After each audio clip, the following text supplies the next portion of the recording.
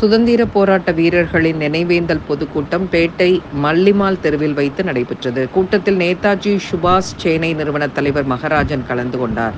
இதில் சிறப்பு விருந்தினராக அகில இந்திய ஃபார்வர்ட் பிளாக் டாக்டர் குமார் தேவர் கலந்து கொண்டு ஏழை எளிய மக்களுக்கு உதவித்தொகை வழங்கி சிறப்புரையாற்றினார்.